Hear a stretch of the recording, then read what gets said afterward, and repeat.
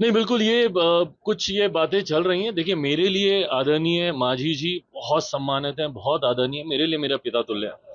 उनकी गाली भी मेरी सर आँखों पर, कल को वो मुझे 2 बात बोल भी देंगे, तो भी मेरे सर आँखों पर। वो मेरे लिए पिता तुल्य हैं, मेरे पिता अगर कुछ कहेंगे तो मैं उनसे नाराज़गी कतई प्रकट नहीं करता। ऐसे में बट हाँ, मैं ये समझना भी चाहूँगा कि नाराज़गी के कारण क्या हैं? ख़ैर मैं जब बैठूँगा उनके साथ वो मैं सुलझा लूँगा समय-समय पर।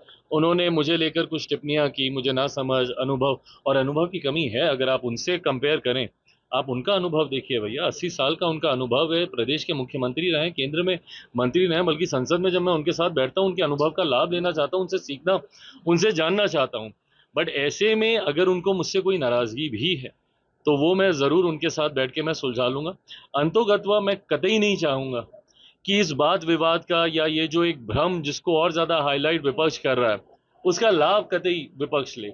ये लोग यही दिखाने का प्रयास कर रहे हैं कि देखिए एनडीए के 2 नेता आपस में भिड़ रहे हैं, जबकि कतई ऐसा नहीं है।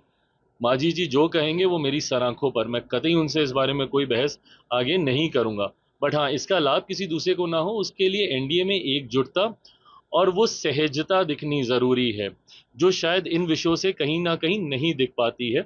उसके लिए मैं प्रयास ज़रूर करूँगा कि वो ठीक हो। Absolutely all is well.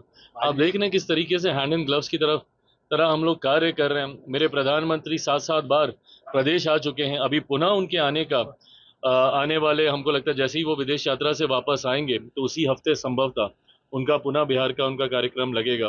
तो जिस तरीके से मेरे प्रधानमंत्री की प्राथमिकता में मेरा प्रदेश है और जिस तरीके से डबल इंजन की सरकार खूबसूरती से कार्य कर रही है और ये एक अपने में एक विनिंग कॉम्बिनेशन है।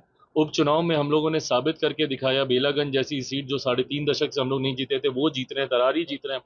तो ऐसे में ये एक विनिंग कॉम्बिनेशन है और इसी में एकजुटता और बहुत सहजता के साथ चुनाव में हम लोग उतरेंगे और ऐतिहासिक जीत हासिल